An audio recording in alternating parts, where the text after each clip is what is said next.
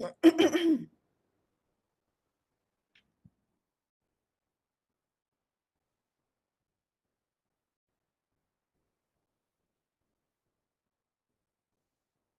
ramai yang masih busy apa ni menyiapkan coursework, coursework exam. Yeah. Everyone is busy. Apa ni USM punya next semester bila start? Saya ramai yang masih busy apa ni menyiapkan coursework, course. Oh, USM start March. Berapa March dah? Yalah, kita sepatutnya start 1st of March. Yes. UIA. Dua 1st March. Ya. Yeah. Tapi saya tak mengajar next semester, so. Oh, tak mengajar. Okay. You only teach one semester a year? Ya. Dulu apa ni ada 2 semester lah. Tapi dah mula slowly let go kan. Okay. Itu kepada tapi yang seronok Prof. Oh itulah. Kan. Jadi dia orang go plan kan.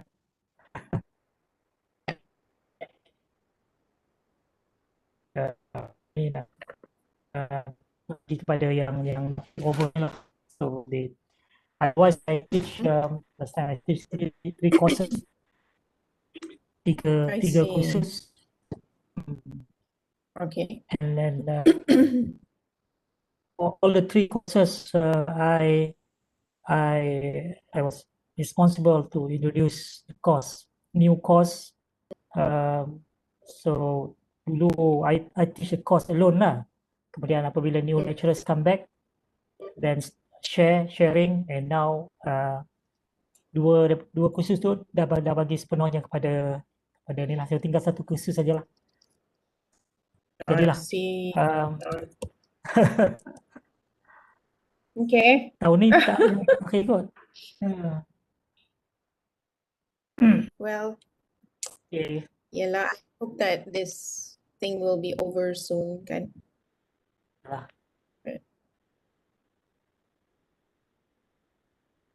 So kepada staff USM yang dah masuk dalam ni, kita akan mulakan 2 minit lagi.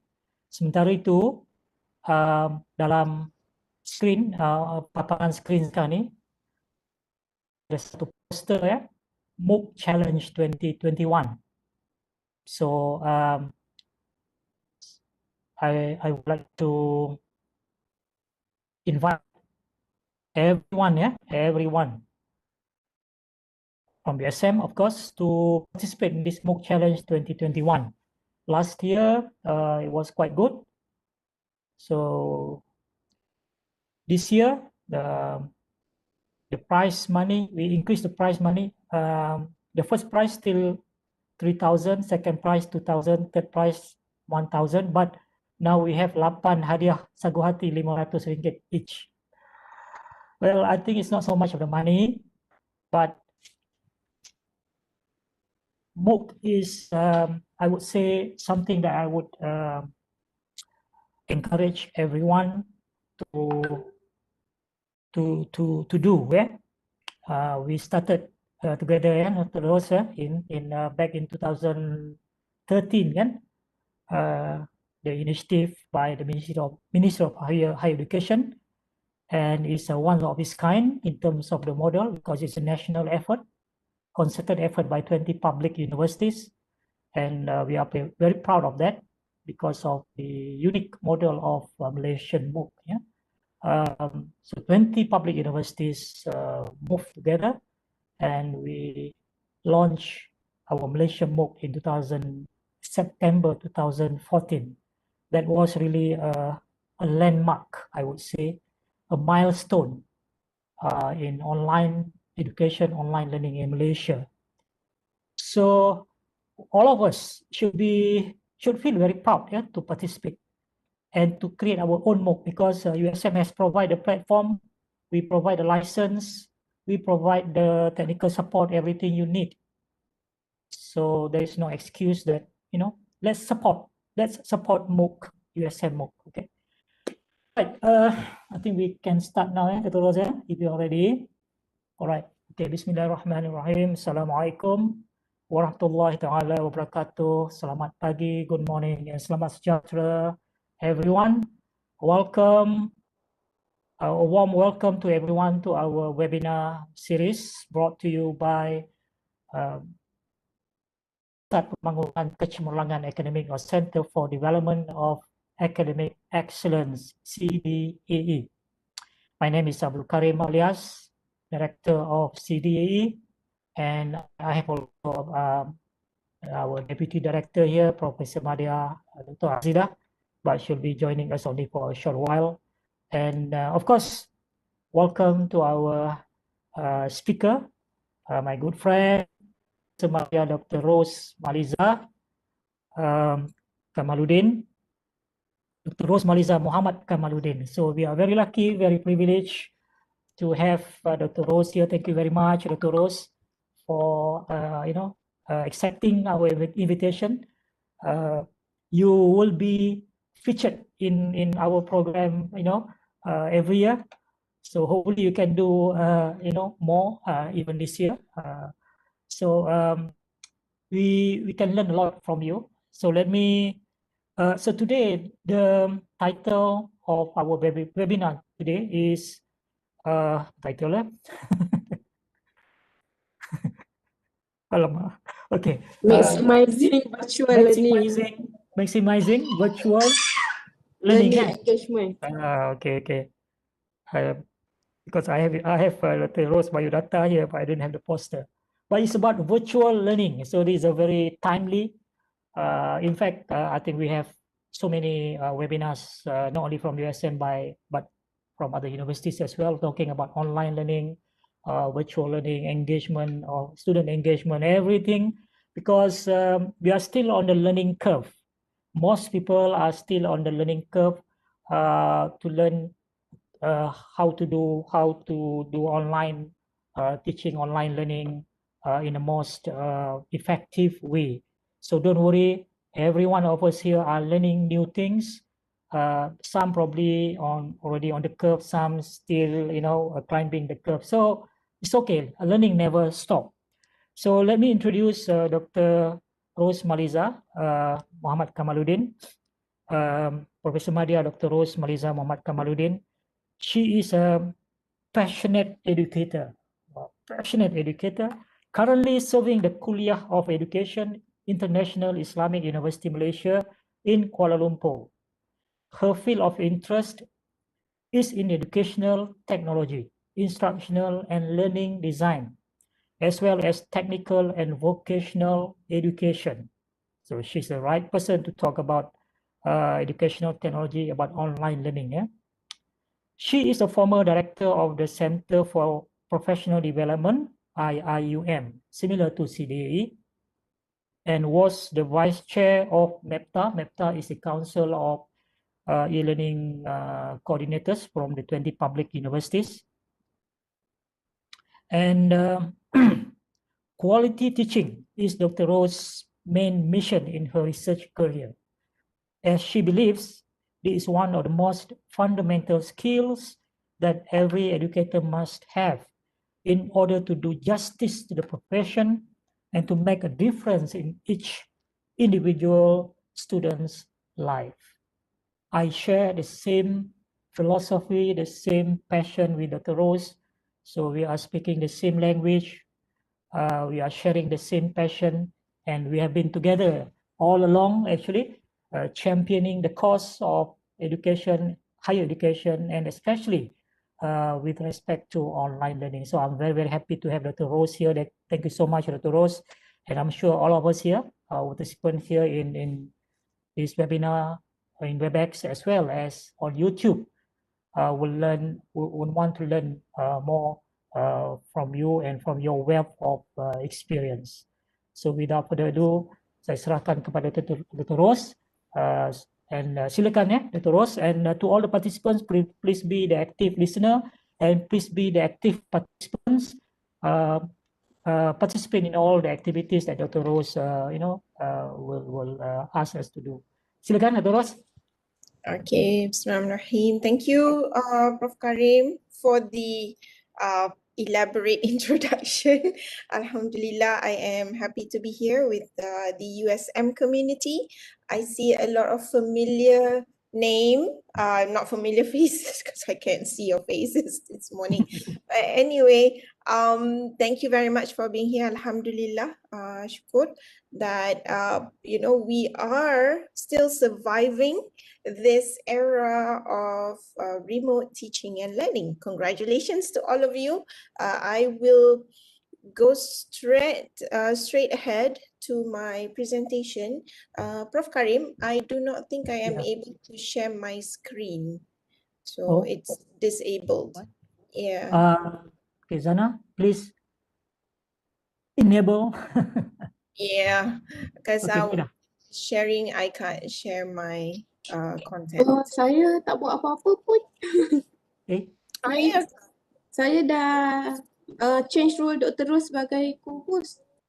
Oh, itu dia. Sekejap I can't seem to share my screen. Okay, let me try this. Share my meeting window. Okay, it's coming now. But this is my meeting window, right? Yeah. Are you seeing my slide? Okay, you have to switch to your PowerPoint.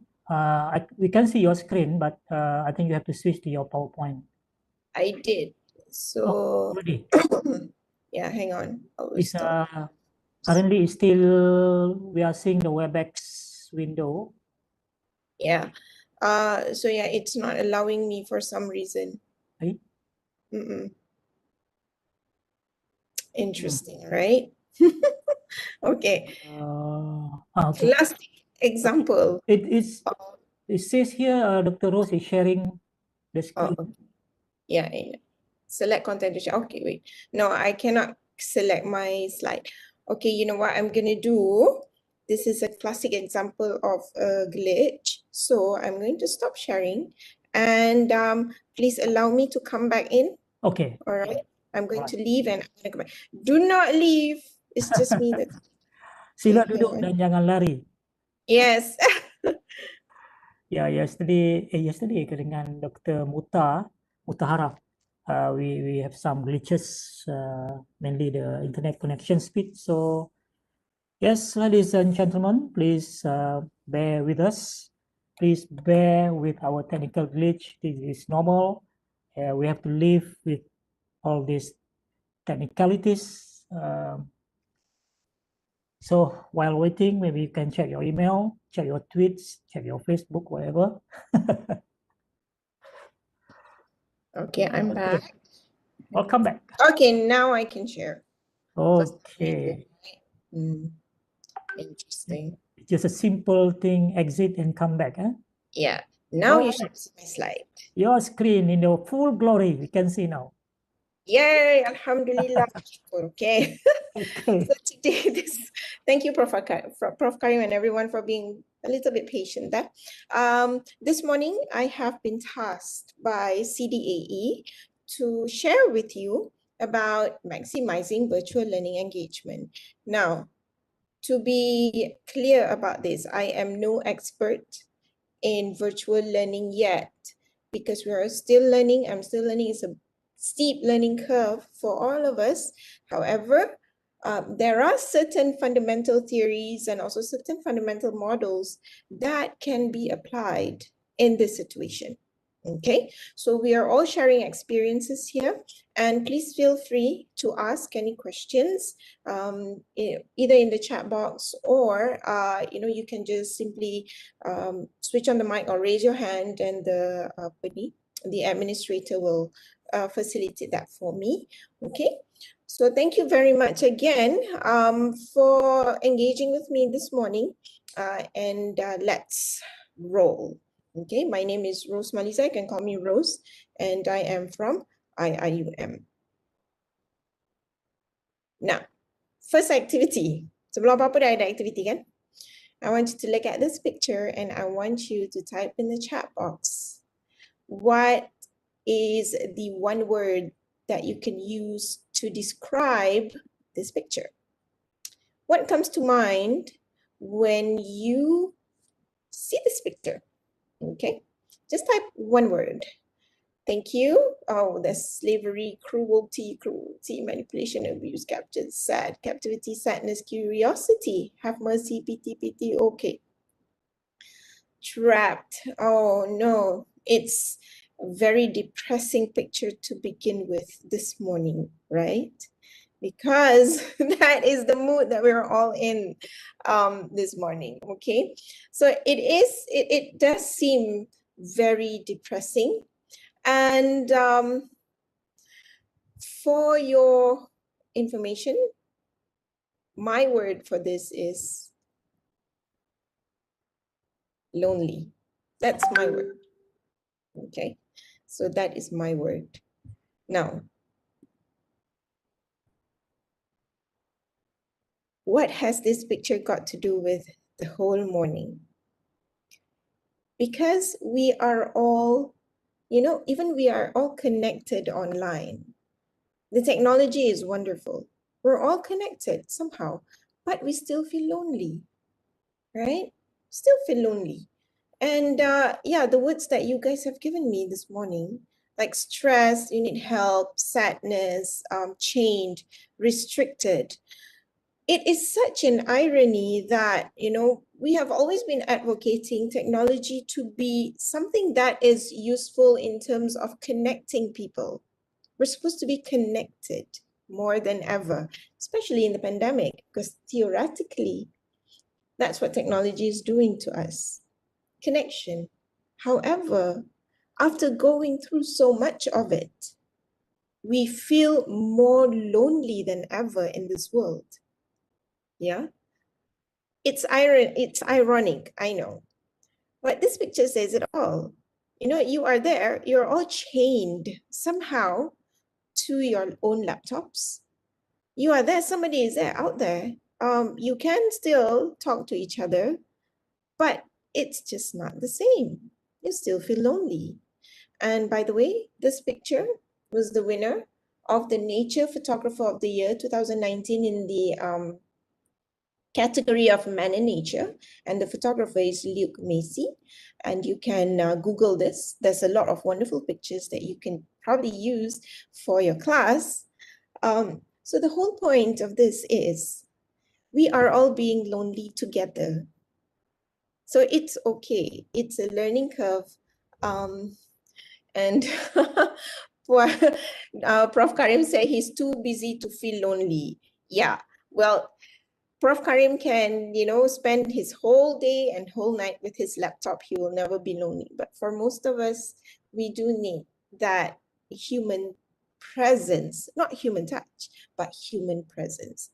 So I strongly believe by observing whatever is happening right now, this is the fundamental problem. Loneliness, isolation. Instead of being connected, we are somehow disconnected in a way. Yeah, this is where the issue of engagement comes in.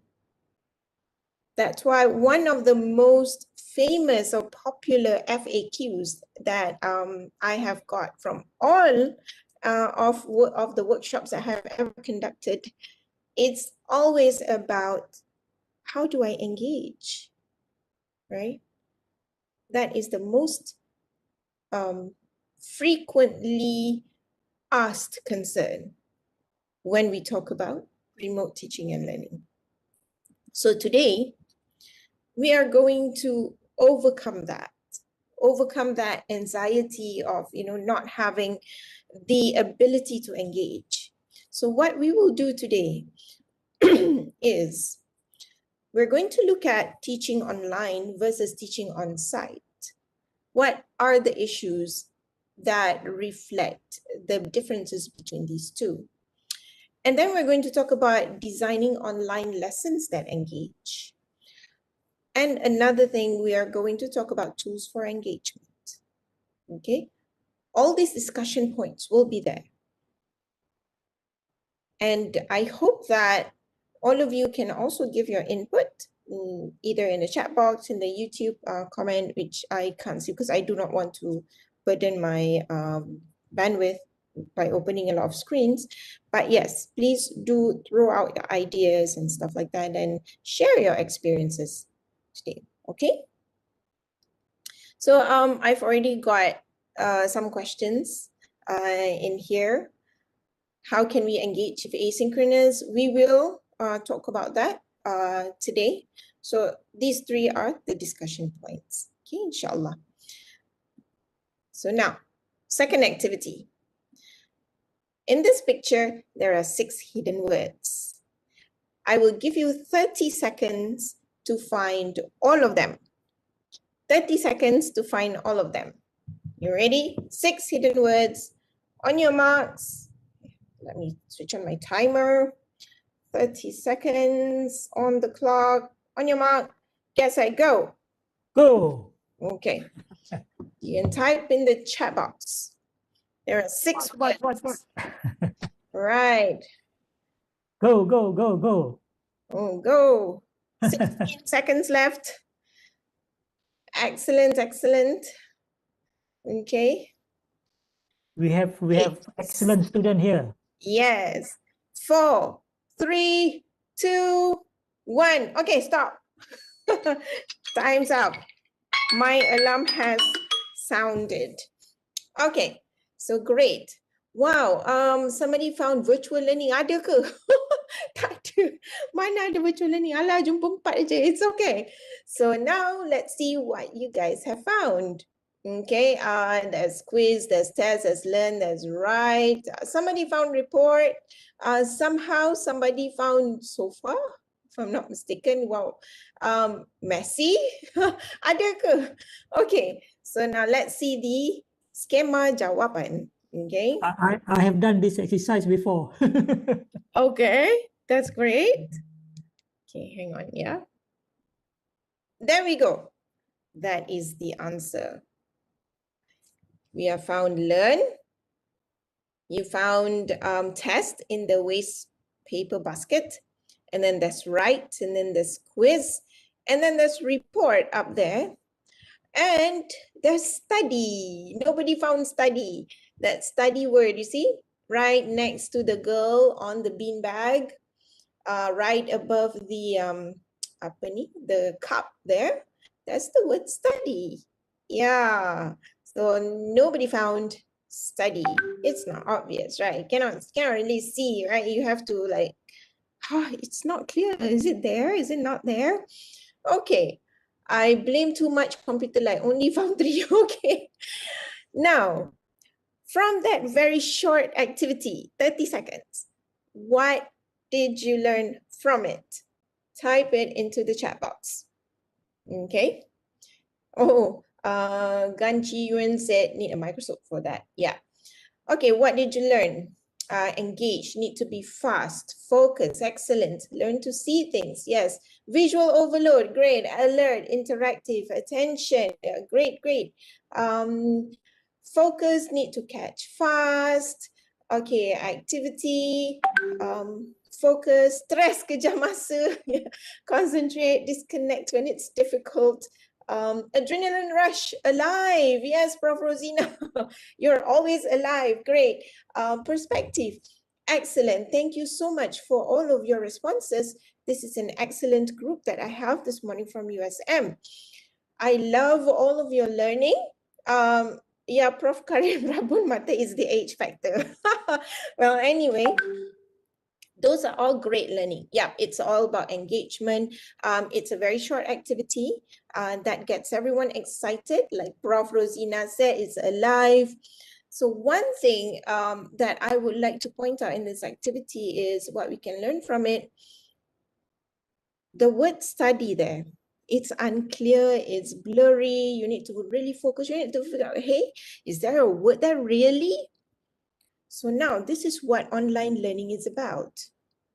You cannot have anything that is blurry, that is unclear, that cannot be seen, that you assume the students can see and can understand, right?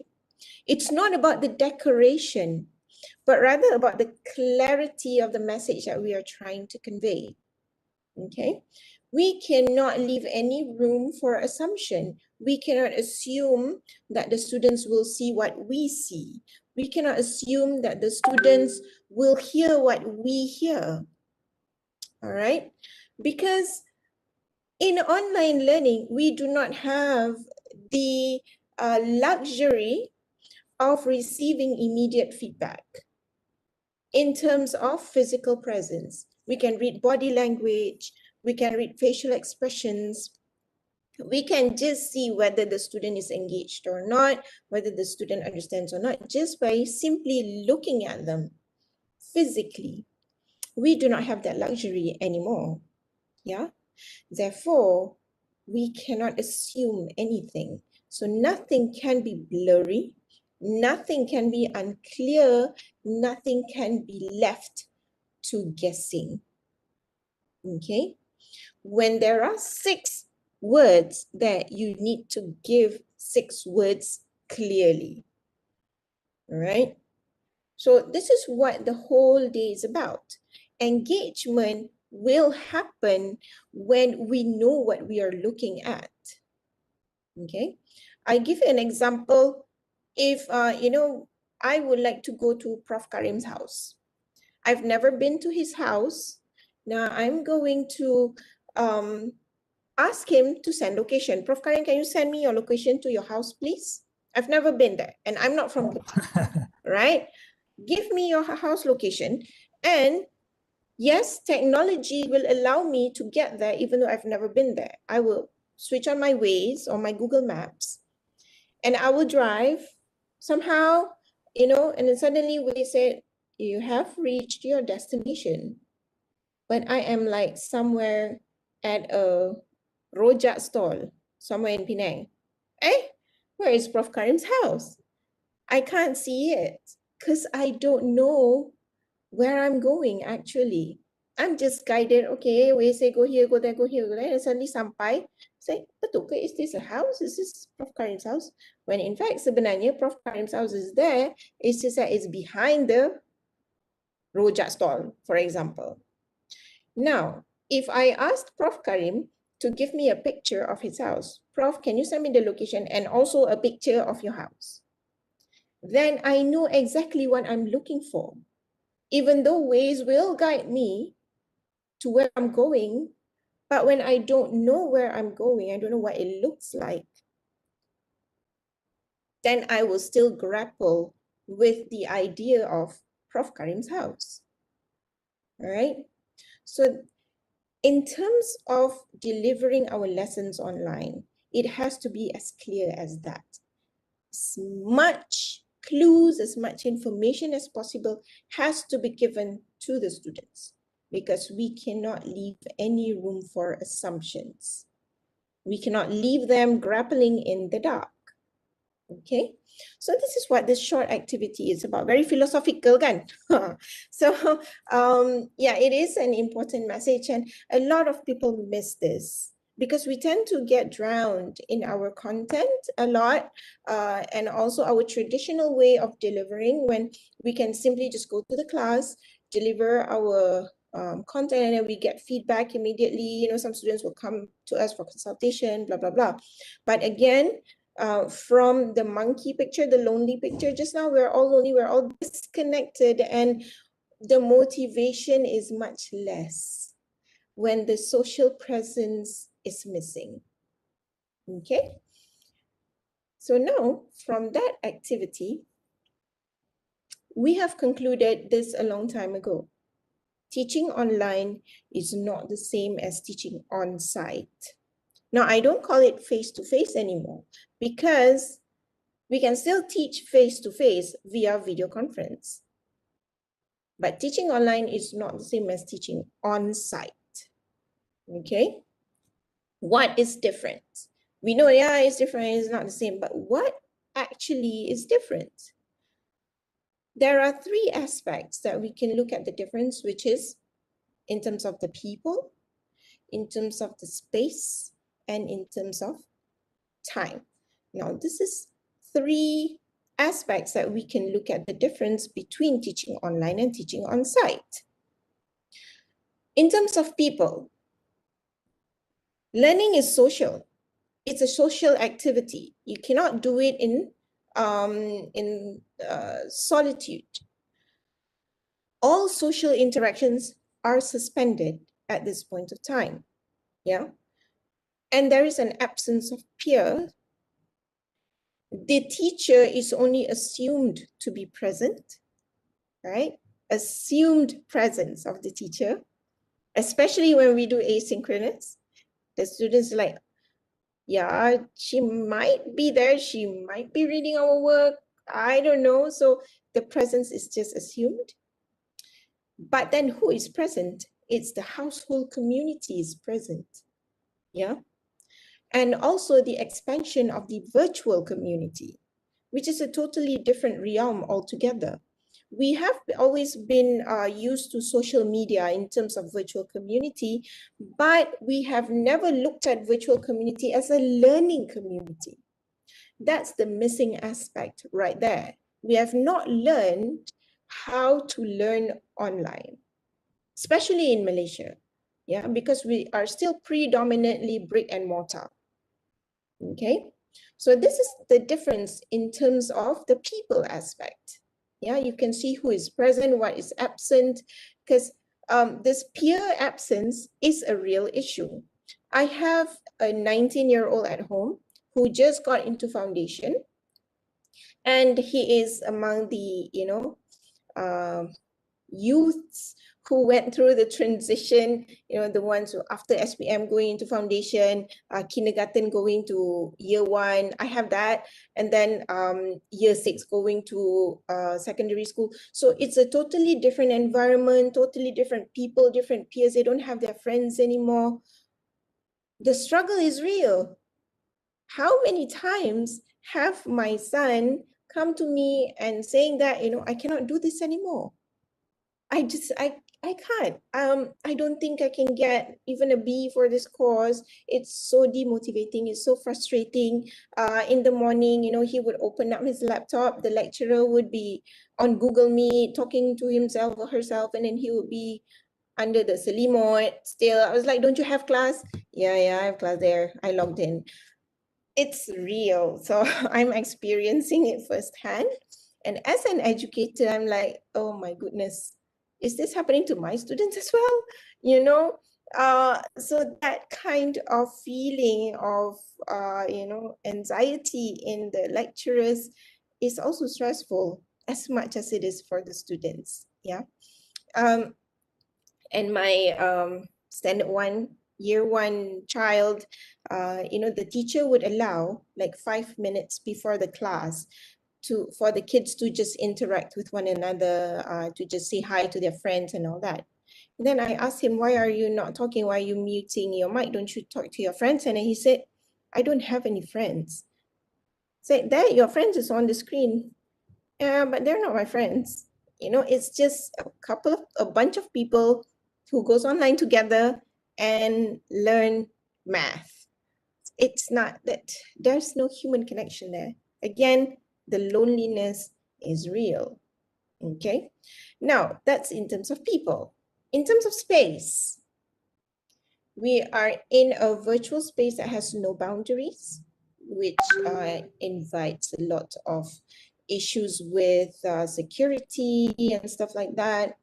And then instead of us being in a public space for learning, we are in our own personal spaces. We have sort of intruded their personal boundary, okay? And then in terms of resource, we are actually deprived. It is an irony. I mean, online, there's a lot of resources that we can get to, but all of these physical resources in terms of people, in terms of facilities, we are deprived of that. We can't go to the library. We can't go to our usual spot where we can hang out with our peers, doing learning. There's a lot of chemical reaction, I think, or chemistry going on when we are together learning. Yeah. So those things are what is different in terms of space and in terms of time. Now we're talking about synchronous, asynchronous. We have never paid attention to that before. There is a difference in scheduling, and we have actually lost a little bit sense of time because we are always at home. We don't know morning from night. There's no schedule. There's no, certain, boundaries in terms of time. Yeah, so all of these do affect the engagement issue right there. Okay. Now, in terms of that, I found this really interesting study. You can find it online by Gable and Poole. They said that, just being content or satisfied may not make time fly, but being excited or actively pursuing a desired object can. The sense of time here actually does play a lot of role in terms of engagement. Okay, when a content is exciting, you're engaged. Now time flies very fast. Yeah, but when something is so boring, it's just a struggle to go through the content, and time seems to move by very, very slowly.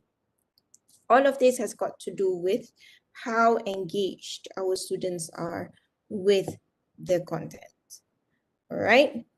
So now those are the three differences between online and on-site. Okay. So now we have laid down all of the issues, all of the background. The big question is, what can teachers do to maximize virtual learning engagement? Okay, what can we do as teachers? All right. Yes, Vina Tan said, concept of time can sit through 2 hour plus movie, but 8-minute educational video put 1.75 times play speed. Excellent. Yes, definitely. So how can we lecture? We are just lecturers. We are not film producers who can produce such engaging, content for our students to sit through the whole thing, like, oh, bestnya lecturer ni, bestnya seronoknya, I just cannot stop watching her and all that. I mean, that's a bit far-fetched for me, especially I bore myself. So I don't know. This is what we're going to figure out together. All right. So any questions at this point of time? Anybody would like to give any comment? You can switch on your mics, or you can type it into the chat box. Prof. Karim, do we have any comments from YouTube or any questions that we can answer?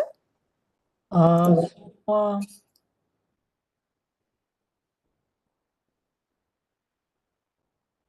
no questions so far.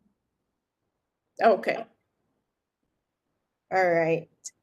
Reality reminder. Yeah, thank you. Okay, so now we will move on. Okay. Now, if everyone is still, yes. If there's we are monitoring the question on YouTube, so we will copy and paste the question here in WebEx. Okay. Yeah. Okay, great. Chin Yiwa, how can micro-credential maximize virtual learning engagement? Okay, that's a very good question. Micro-credential is essentially shorter courses, right? I will cover that in a bit on how we manage content. All right, so that's a very good point that you bring out there. It's not about the micro-credential, or it's not about the length of the course and stuff like that, but there are other factors that will influence engagement. There are micro-credentials we are not engaging. Okay, there are. So we will look at, what are the things that would make engagement a little bit more exciting. Okay. So now, how can we do this? How can we engage people better? First, I would like to get all of you to jog down your memory lane and think of the best memory of learning that you have ever had in your life. Maybe it's at school, it's in your university, in kindergarten, in workshops, in Prof. Karim's workshops ke apa ke, right? What was the best memory of learning that you have ever had in your life? Okay, think about that. And I want you to tell me what you remember the most about it. What do you remember the most about this learning experience? As a student tau, not as a teacher. Kalau as a teacher, a bit short sendirilah. So as a student, what was the best memory of learning that you have ever had in your life? Okay, we've got one response here. Diana, she said it's a class trip, team building. Prof. Karim can remember his Form 4 English class. Wow, that is a very long time ago, Prof. Karim. Maybe like 5 years ago, Prof. Karim. Okay, what was it that you remember the most? Yeah. Gan Chi Yuen, you said hands-on class because of the involvement. Great. Shankar can remember Cikgu Zaki solving problems step by step neatly for 1977, Prof. Wow, okay. I was 1 year old at that time. My math class in undergraduate, excellent. History teacher always insert jokes in his lesson. Weird enough, I remember the things that he taught. Yep, Muhammad Kuzaimi. There's always that one teacher, you know, that sticks to us until the end of time. HIV talk. Wow, when I was 10 years old, you remember that very well. Advice from my mom, long life learning, yeah. English class, history class, Form 5, because the teacher is so funny and always loved to tell a story. Great. So now, from all of these experiences that you have ever had in your life, right, the best one, what is it that you find in common with each other? Wow, Wan Mariam, equation physics sampai sekarang ingat. Saya undur tidak separuh akan tidur. Okay. Saya undur tidak akan separuh. Okay. Yeah, what was it, you know, that all of these experiences have in common with one another? What is it that you have in common? Okay. From, you know, you recalling your, wow, taking us mentally around the world, right? Kena lempang dengan cikgu masa darjah 3. Serious lah, Prof. Karim. Okay. Okay, Vinatan said engagement. Yes, the way teachers engage with us, not make us stress, interaction and hands-on. Yes, definitely. So all of these are what we call, kena lempang sebab nakal. Okay, macam tak percaya. Okay. Cikgu Rosna, she supports me in collecting stamps. I learned world map through stamps. Great. Engagement and practice in class. I don't remember teachers, but I remember my friends. Wow, okay. Now, all of these are actually experience. Yeah. We remember experience. We remember the teacher. We remember what we did. We remember about collecting stamps. We remember how the class is, remember what we did, remember the role play. Only one person remembered the content. The formula, itu pun is like a very fun way of remembering it, right? We relate, we engage with experience. But we have always focused our planning revolving around content, okay?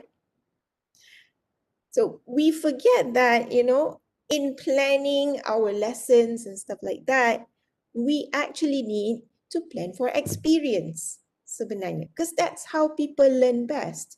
It's when they are involved in this whole learning experience. Albert Einstein said, learning is experience, everything else is information. So when we give content after content, slide after slide, notes after notes, but we forget about that experience, then maybe, just maybe, the engagement is a challenge, right? So yeah, we're still sharing about, you know, still sharing about your experiences. I think I have opened up a can of worms there. Okay. Anyway, talking about experience, how did we learn as children? As children, how did we learn actually? Can we go back? Because we want to really understand how we create experiences. Yes, when Mariam said, by play. We play as children, and that's how we learn best. Now, when we play, which part of the body is involved? When we play, what do we use? Okay. We use our hands, doing experimenting. Yes. Which part of the body do we use to do all this? Your hand, yeah. What else? Your eyes. We use all of our senses. Yay, Annie Kartini. Excellent answer. We use all of our senses, right? We use our sight, we use our sound, our smell, our taste, our touch, and sometimes our sixth sense. Kids use all of this. And that's why kids learn very, very fast, right? So when we went to school, what was the thing that our teacher always tells us? Sit down, be quiet, and listen. That is how we have always known how to learn. Sit down, be quiet, and listen, right? We only allow one channel of our sense to open and receive. We were not allowed to use any other senses. And now, when they are in the university with remote teaching and learning some more, that's, it's very limited opportunity for them to use all of the senses. Yeah. And Harwani asked, we can't transfer these senses through computer, or can we? Can we? Think about it. When I asked you to think back about the best experience that you have ever had, you are immersing yourself in that memory, and automatically, actually, all of your senses open up because you're trying to remember that moment. You're trying to remember how it feels like. You have actually tapped into your emotions there. Okay. And you remember that you can remember how it felt. You remember your teacher, and you can see your teacher and you're laughing, and all of your, all of your good hormones are released and stuff like that. So engaging with senses, opening up all of these senses is possible online. It is possible, right? It should be well instructed, stimulate the sense and get their response. Excellent, Husnaida. I love that point. It all has to be designed. Yeah. All of these experiences can be designed. All right. So this is how I'm going to go into the second tip. First, we have to learn how people learn. Now, we know that people learn best when they experience it and when all of the senses are activated. All right. That is how we best learn it. Okay. Now, memanusiakan manusia berdiri atas meja pun daras. Okay. Oh my goodness. All right. Now I'm going to just pause for a short while. Okay. And I take like 30-second breaks from my talks just to give me a breather. And I would like to invite maybe Prof. Karim, if you have any points to discuss, just to give your thoughts. Anybody would like to have their thoughts. So it's just a break for me from talking. Thank you. Yeah, let's invite our participants. I think they have much to say and share. Dr. Yam, Odi, do we have here? Do we have Odi here? Dr. Mariam, maybe you want to share something to add on? Saya nak belajar ni, Prof. Put the icing on the cake, maybe.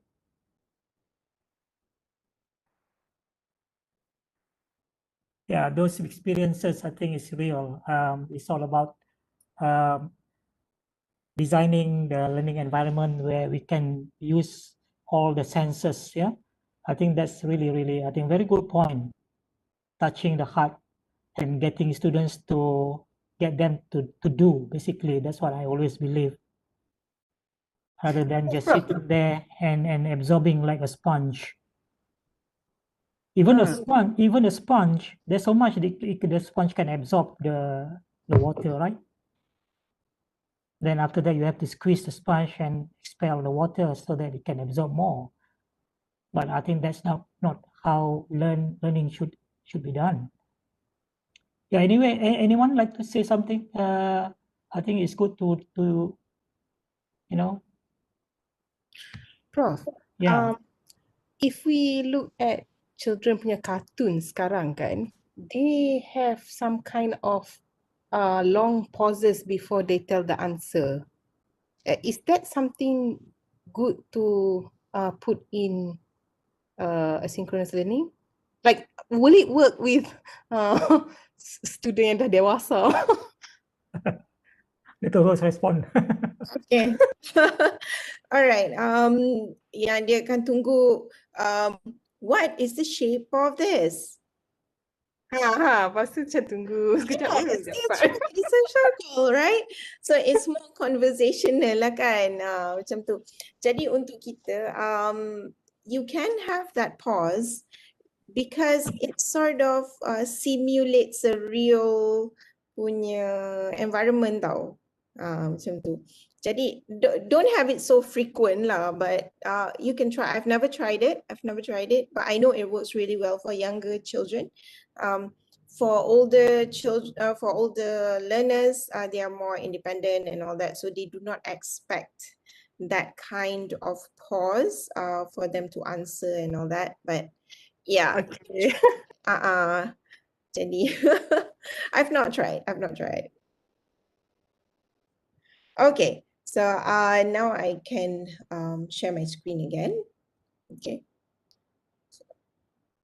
It is very tiring, you know, to talk for 2 hours, kan? So you can take all of these breaks and get reflections and stuff like that from your participants or from your students. Okay, so now I'm going into instructional design. I know this is very theoretical. This is just a glance through. Instructional design is a field where you learn how to plan your lessons sebenarnya. Yeah, in simpler words. Historically, instructional design was developed for the professional training punya industry. Okay, because in academics we have our constructive alignment, curriculum development dan sebagainya, but for the corporate training they do not have that academic sense, so they came up with instructional design. It's just actually how to plan your lesson. Okay. So there are a lot of models that trainers or people who train use in order to develop their modules. One of the most famous ones is ADDIE. It simply stands for Analyze, Design, Develop, Implement, and Evaluate, which are the 5 phases that an instructional designer goes through when they want to develop their module.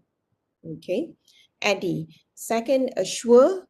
Assure was developed to help teachers select the best materials to deliver their lessons. All right, so Assure stands for, again, simplifying it, taking the first letter, analyze learners, state objectives, select, modify, or design materials, utilize materials, require learner response, and evaluate. So these are the steps that teachers go through when they want to choose a certain material to teach their students. Okay, now the third one is backward design. Backward design is famously used in higher education. If you read it, identify desired results, determine acceptable evidence, plan learning experiences and instruction. This is simply your OBE. outcome-based education. All right. And then there's a motivational model developed by John Keller, ARCS model. It says that you need to gain student attention and then make the content relevant, build the students' confidence in using the knowledge, and then they will reach the level of satisfaction once they have mastered the certain knowledge or skills that's presented to them. These are just 4 out of the 50 odd instructional design models that are out there. Okay, so that's probably as much theory I'm going to give you as possible in terms of instructional design. We can go deep into this, but that will take you 14 weeks, a semester. All right, now, simplifying instructional design so that you can practice it. Okay, so that you can practice it from the get-go, right? I am going to take that first phase of analyze. In Ready, you can find it. In Assure, you can find it, right? Everyone begins with analyze. Why? Because we need to ask a lot of questions. We need to gather as much data as possible before we even begin to design our courses. Yeah. First, we need to ask, who am I teaching? Second, what am I teaching? 3, why do they have to learn it? Number 4, when am I going to teach it? And number 5, where am I going to teach it? This is what you can practice from now, before the next semester. Okay, now let's practice it now. In your chat box, right? I want you to type in, who are you going to teach next semester? Okay. Who are you teaching next semester? Type into the chat box or in the YouTube comment. Okay. Dah tahu ke belum apa nak ajar semester depan? Do you know already? Right? Who are you going to teach next semester? Type into the chat box. Future urban and town planners, young adults, second year students, undergraduate. Okay. Second year. Great. So now, be more specific. Who are these people? Like Dr. Aida Maziha gave a very excellent example, family medicine, specialist trainee, ethics and drugs. Or maybe that's your subject. Yeah. So I want you to go as detailed as possible. Undergraduate, which semester, which year, which level, what major, because some of you are teaching non-majors, kan? You have to dive deep who these people are. What is their background? What kind of prior knowledge are they coming with? Okay. First year, second semester, undergraduate, all years, what major are they from? Undergraduate year 1, macroeconomics, diverse backgrounds. So you need to really identify who these people are. And if there are any international students in there, especially now, you need to know their socio-economic background, right? Everything that you can find, anything about them. You can ask this question or have a little survey, use Google form or whatever, give it to your students. Ask as many questions as you possibly can without being too invasive, of course. You just need to know who you're dealing with. Okay. You need to know whether they are using laptops or on their mobiles. What is it that they are using? Where do they live? Kind of thing, because you need to know the access. You need to have all of this. I know most of you have done this survey about your students, but as much as possible, you also need to find the human side of them. their hobby, what do they watch, what was the recent book that they read, if any, what is their favorite show, who is their favorite YouTuber, and all that. So you need to tap into the personal part a little bit, okay? Not too much, of course, because you need to connect with them somehow. Engagement will happen when you find that common ground between you and your students, okay? Undergraduates, they are mostly into Korean drama, K-pop kind of thing, okay? Kalau if they are more matured students, they might be the takdir yang tertulis kind of group, okay? So we don't know. We need to find that common ground, that human ground that will bind us somehow, okay? Remember about us being lonely? Now, when we share something in common, it will break a little bit that loneliness, okay? Yes, getting to know your students' preferences, just to know how they are, okay? And then you have all of this information, you know who exactly you're dealing with. Are they gamers, whatever? Now you can get into designing the learning experience for them, okay? Now you go into your content. What is it that I teaching? What are your course learning outcomes? Now, this is where you really need to understand the learning outcomes first before we get the students to learn about their learning outcomes, okay? The what am I teaching? We need to be clear of the learning outcome, right? And then number 3, once we have already known our content, we need to ask this question: why do my students have to learn it? Why am I teaching this? Why do they have to learn it? All right. Now, in the chat box, type in, why is this course that you're going to teach in the syllabus? Why do they have to take it? For some reason. What is the reason? Why do they have to learn this? Type into the chat box. Competency, subject teras, okay? Why do they have to learn it? Industry demand for required skills, okay? So for some reason, they have to take it, right? Syarat wajib untuk pengijazahan. Yeah. So these are common reasons why students think they have to learn it and why we think we have to teach it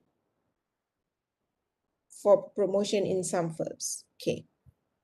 Now, these are reasons that are just merely, reasons. But the why do they have to learn it is you have to look at the place of that piece of knowledge in the whole journey of them being with us. Okay. Is it a fundamental, like Kozima said, basic fundamental knowledge that will get them to the next level or to the next course? And why is that knowledge placed there? Because it is important for them to change the perception of certain things. For example, when we teach, philosophy in education, yes, it is a requirement. It is a subject teras, right? Something that students have to go through. But then there must be a reason why they have to learn philosophy in education. Because philosophy in education shapes their belief about what education should be, and that in turn will determine the kind of teacher that they are going to be when they are out there in the schools. That's why that subject is there. It is not just for us to get them to learn about Plato, about Socrates. No, it's not about that.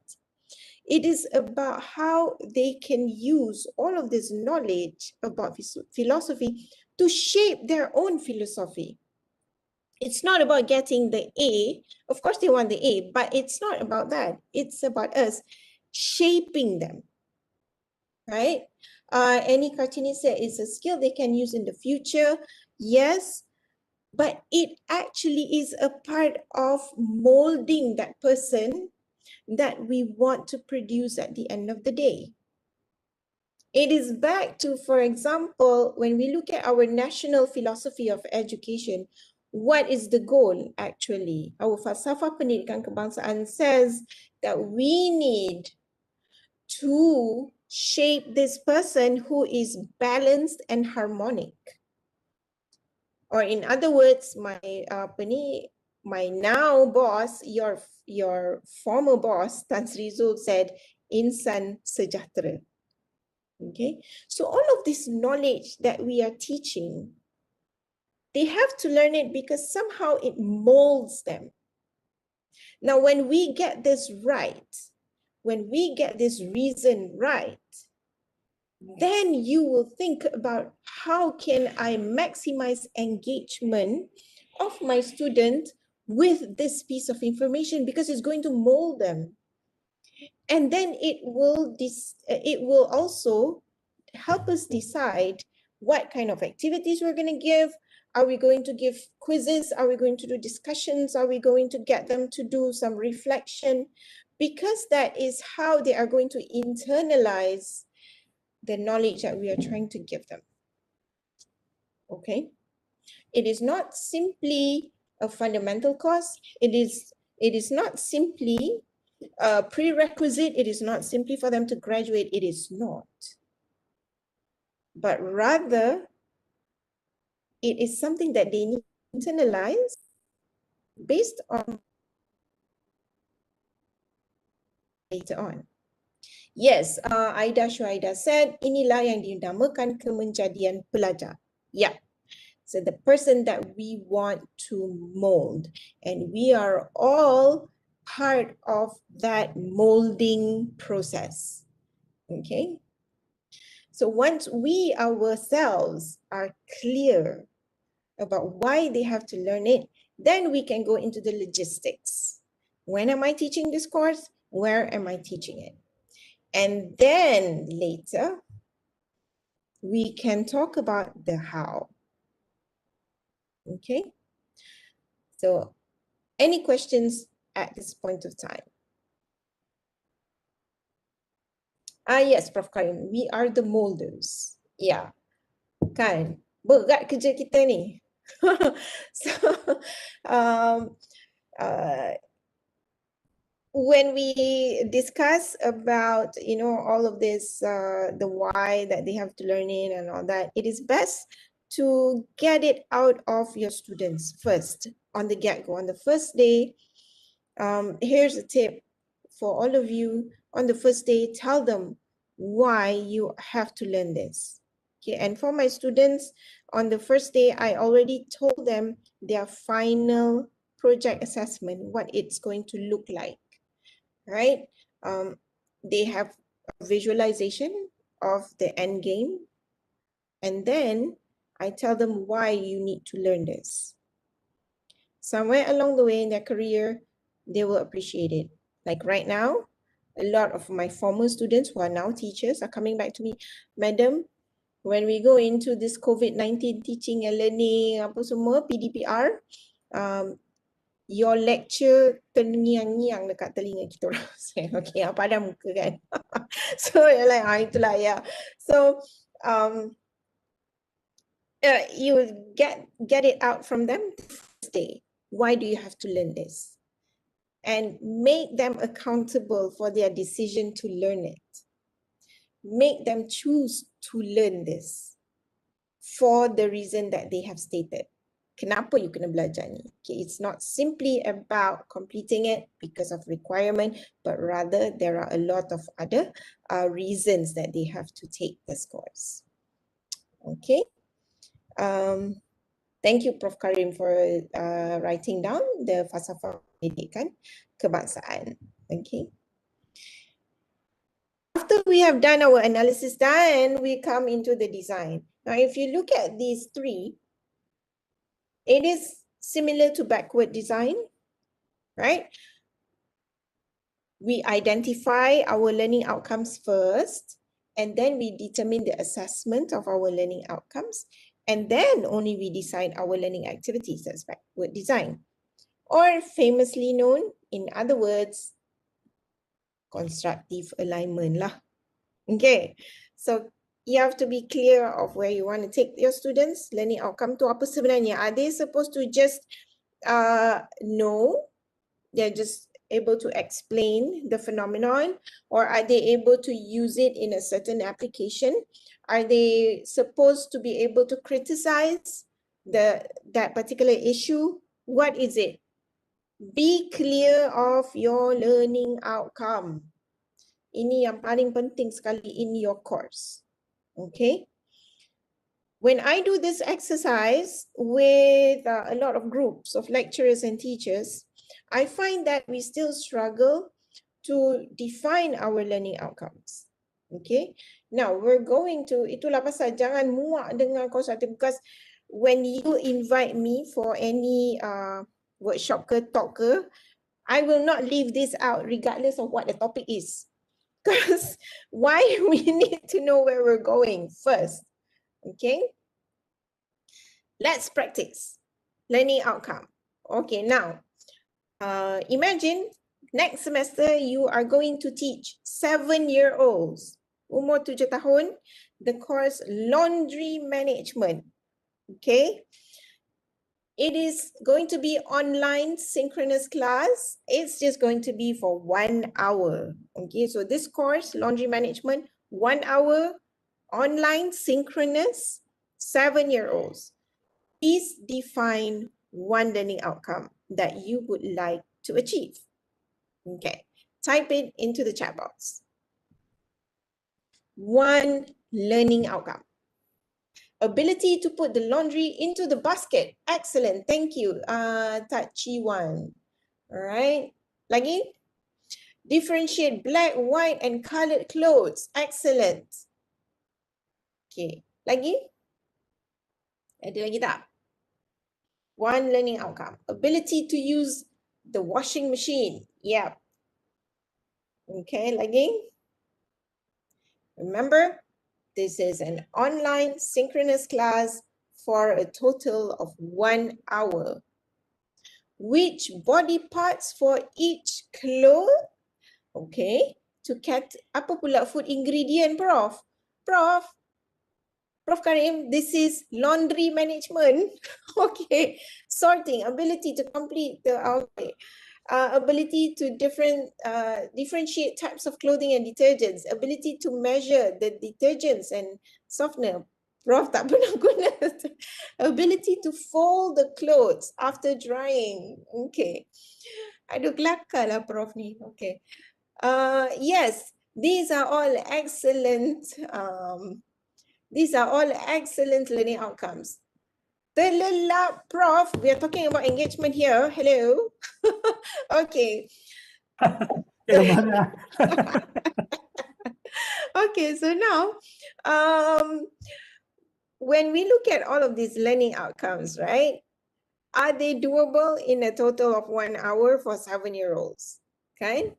So memang banyak sangat learning outcomes. But then which one do you choose? Which ones do you choose to deliver in an online synchronous class for a total of 1 hour? Okay, so this is what this is how we define our learning outcomes. Excellent. I think USM lecturers are experts at defining learning outcomes because the verbs that you guys have used are precise. Okay, we can measure those outcomes. So now the next step, how will you assess the achievement of the learning outcome? How are you going to assess sorting? How are you going to assess able to hang the clothes after washing? Type it into the chat box. Okay. Prof Karim doesn't do laundry, okay? So that's why he's going to send his choo-choo to this course. Okay. So how will you assess now? Okay. Tunjuk bakul. Yes, Dr. Wan Mariam. Tunjuk bakul. Lagi, take a picture, can. Remember, this is online synchronous. Okay, able to categorize clothes into different bakul. Great, Dr. Diana. Okay, lagi. How else are you going to assess the achievement of that particular learning outcome that you have set for the 7-year-olds? Okay. You can do sorting by using quiz. Okay. You want to use quiz, something like quiz is, Kahoot or something like that, right? Okay.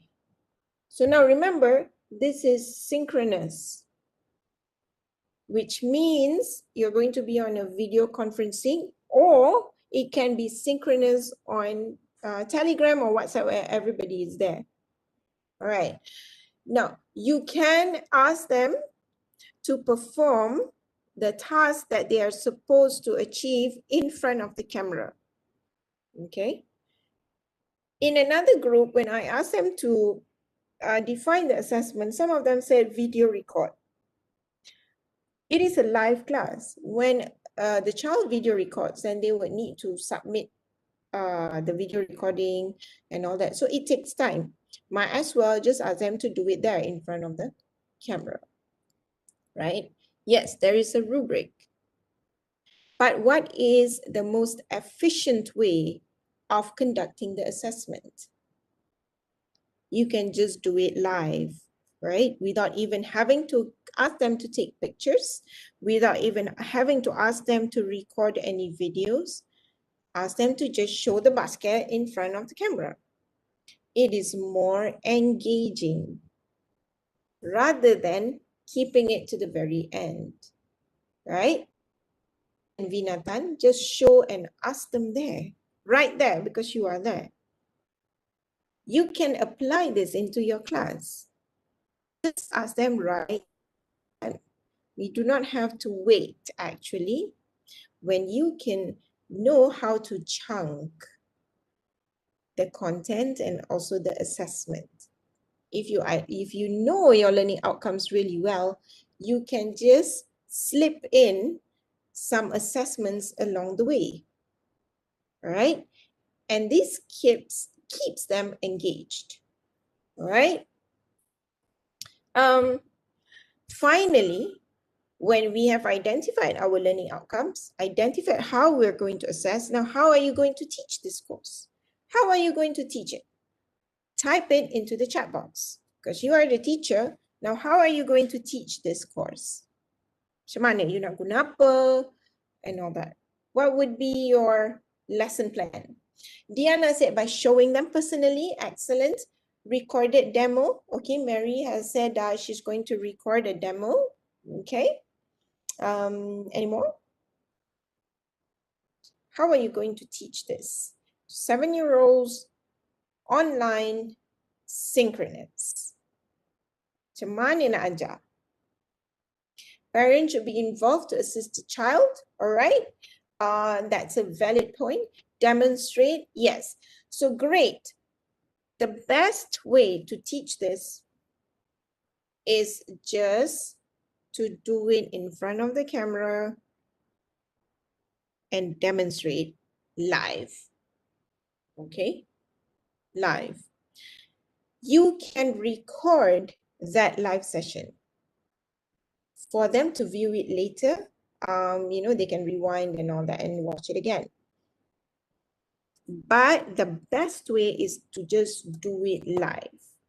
It is more engaging rather than showing a video. Okay? That personal touch at face-to-face is there. You can always say, hey, you fold your clothes very, very well. So this is how you do it. Come, everybody follow me together, right? If you show a video recording, then it will be just them watching a movie and they will be a little bit disengaged.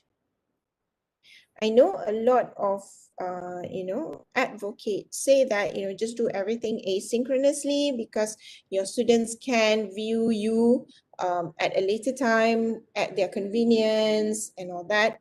But for me, synchronous still has to happen. You don't have to do it each and every time you have a class scheduled. You do not have to spend 3 hours lecture every single week, but the synchronous has to happen. A course cannot be entirely asynchronous. This is where you lose your students. This is where your students do not feel your presence, okay? It is irreplaceable. You can record this session, yes, but it has to be live as well, okay? To get that engagement. They want you. They do not want a video of some other people. They do not want a delayed version of you, but they need to have that live sense of you. Walaupun diorang tengah baring ke, tengah makan ke, some of them tengah masak, tengah lipat baju and all that, but your presence is felt. That's why we still have this live workshops. That's why I'm still doing it, because you need that, you know, that feel of presence, of being there, right? So for me, I do not agree with total asynchronous class. And I do not agree like you meet them at the beginning of the semester, okay, one session, and then at the end of the semester, one session. I don't believe in that. That's why we have problem with engagement. Cannot, even though the students say, Allah, there's a lot of complaints lah when we do synchronous lah, blah, blah, blah, blah, blah, blah. Students, if you do something, you don't do anything, you buat macam ni, they will still complain because they don't know what's the best for them. Okay, you do the synchronous session. If need be, you have a big class, 150 people in a class, break it up. You don't have to have 3-hour sessions, just a half an hour, 45-minute session, divided into 3, engage with a few at a time. That's fine, okay? It keeps that motivation in the course, just to know that your lecturer is there, okay? How can we implement that in micro-credential? You can schedule your your live sessions with your students, and they can choose to be in that live session, or they can choose to watch a delayed version of it. The thing is, we have done it and we have given a choice. Okay, so now that's constructive alignment for you. There is one more aspect of the instructional design that I would like to share with you, which is Gane's 9 events of instruction. Now, what does Gane say about what is supposed to happen in the classroom? Okay, of course, this was coined a long time ago when online was not there, but it is still relevant because Gane said these are the 9 things that need to happen when we teach. First, you need to gain attention from your students. Second, we need to inform learners of the objectives, what is expected to be learned. Number 3, we need to stimulate recall of prior learning. Make the content relevant to whatever that they have known before. Number 4, present the content.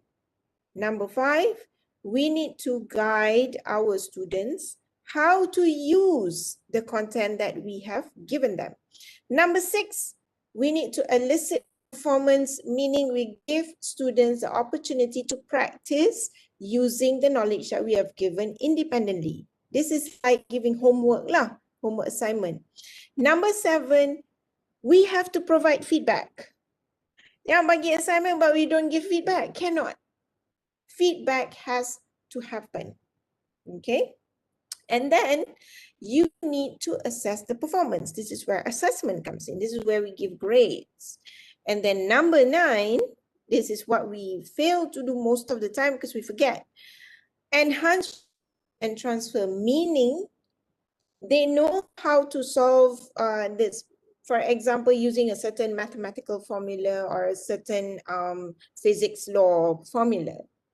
But then we need to also give them an assignment that will allow them to use a particular piece of knowledge in a real world setting or in different settings. Okay, so Ghani said these are the 9 things that need to happen. And thank you, Prof. Karim has given a link to the Ghani punya explanation. In short, how are we supposed to simplify this and make it understandable and make it doable? Macam, ya Allah, banyaknya nak buat 9 steps. In my classroom, I'm crazy, there's so much, but it simply is this. Simply, number 1, 2, and 3 are what we call pre-instruction. Before we give them the new content. Pre-instruction, we need to gain attention, which is set induction. Okay, like this morning, I have given you the picture of the monkey. That's a way for me to gain your attention. And then number 2, once we have gained their attention, we need to tell them where to go. Inform learners of objectives. Today, we are going to learn this, this, this. This is like the example that I've given you about me going to Prof. Karim's house. We need to give them a clear visualization of where they're going to go today. What we're going to do. Because when we tell them, the mind will start looking for it. Monday, okay, my lecturer said I'm going to learn this, I'm going to learn this. Where is it? Where is it? So they are ready to receive your instruction. And then you stimulate their prior learning. So this is what we call pre-instruction. And then you present the content presentation. Now, number 5, 6, and 7 are what we call learner participation. Okay, this is where the students interact with the knowledge that you have given them. There is interaction, all right? And then number 8, assessment. This is where we assess. And again, number 9, we need to make sure that they interact with the content in another setting. Again, they participate in the learning process. Okay. Yes, Prof. Karim, pre-instruction is like priming the pump macam botol lotion yang baru kena press a few times before you can get the lotion out. Yeah, great. In education, we call that set induction. Okay. So kalau maybe cikgu suruh nyanyi ke, cikgu tunjuk a certain model that students will be excited about, and then we go into the instruction. Okay, so this is a guide for us to see whether we have actually put in all of these or not in our instruction to ensure engagement. Engagement is that learner participation, do you want to ping? Okay, when all of this happen, then the cycle is complete, especially when we give feedback. All right. Orang education suka guna istilah yang canggih. Prof, priming the pump is canggih as well in your field. Okay.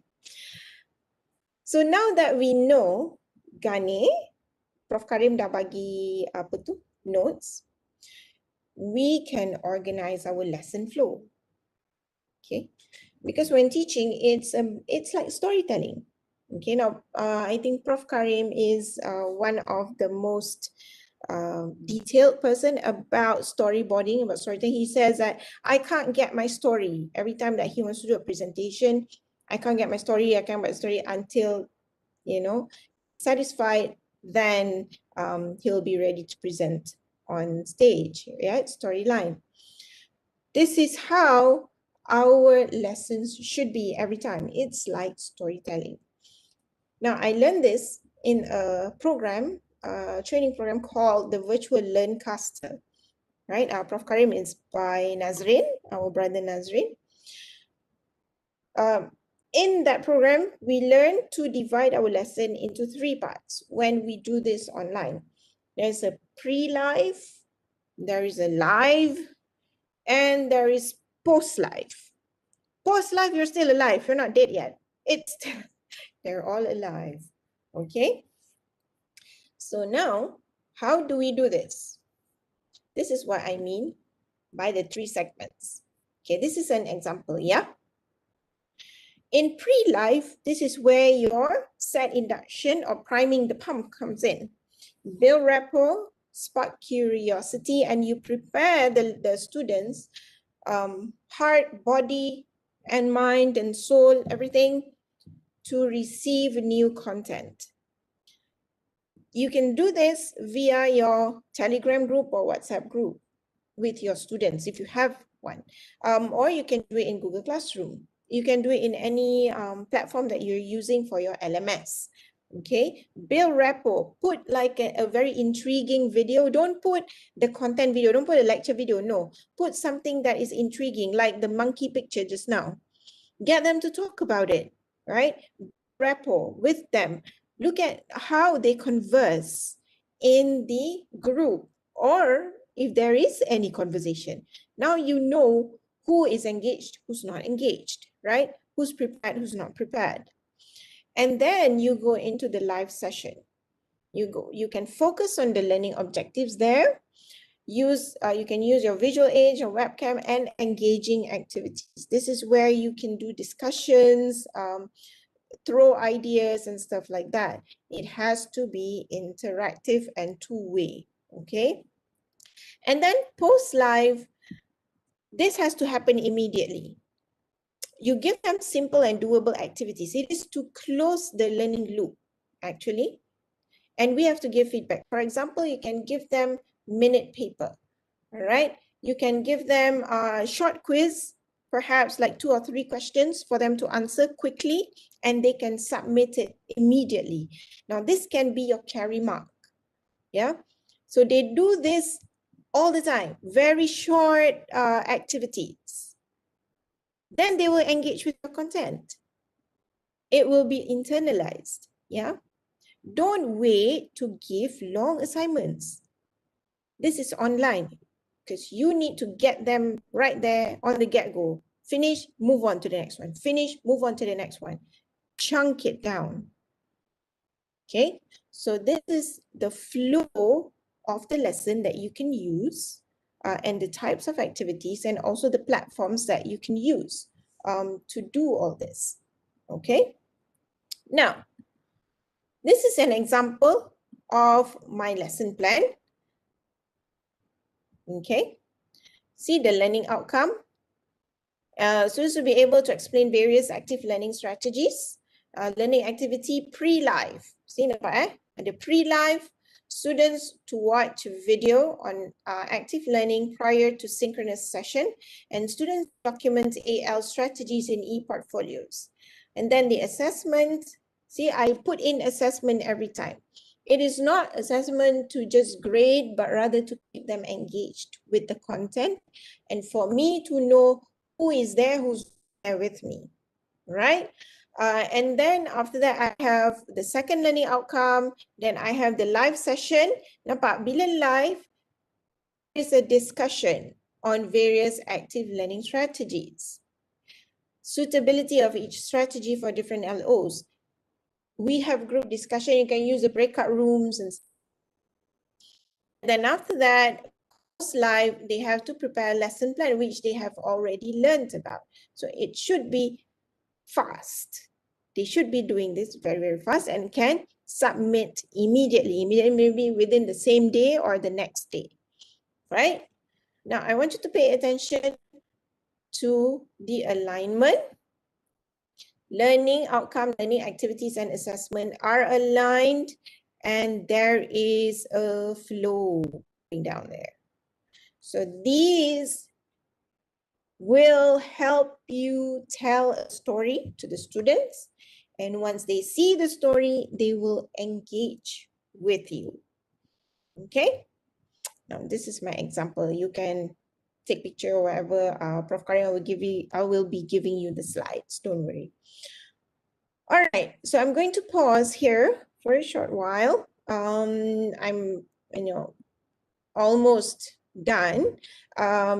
make room for any questions or any comments. Okay, Syed Fuad asks, if we decide to do pre-recorded lecture, can we do the same? Yes, you can. Pre-recorded lecture, you can do it, in the, wait, let me go back to this one. It can be in the pre-live, your pre-recorded lecture.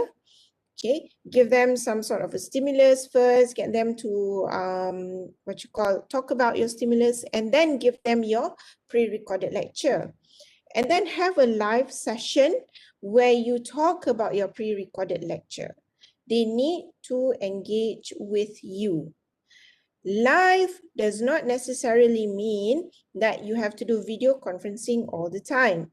You can have a live session on WhatsApp or on Telegram. Live means everybody is there at the same time. It's still synchronous, right? If you're dealing, I have done that once, and it was actually quite fun to chat there.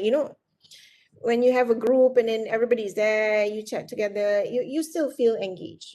You still feel the presence, okay? So I hope that answers your question, Dr. Syed Fuad. Okay, any other questions? Ada tak lagi? Tak ada. Okay, all right, thank you, Dr. Syed. So now, that was the end of instructional design. Okay, now the third thing that you can do in order to maximize engagement. Again, this I learned in the virtual Learncaster workshop as well, to know your roles. Now, these roles we play all the time when we are in that in the on-site teaching. We play these roles interchangeably. It's very natural, right? Very natural. But in online setting, because we need to plan, we need to design our classes, we have to be aware of all these explicit roles that we play. Why? Because it determines how we want to design our learning materials, right? Now, Dr. Yam, I will answer your question after this, okay? First, instructor.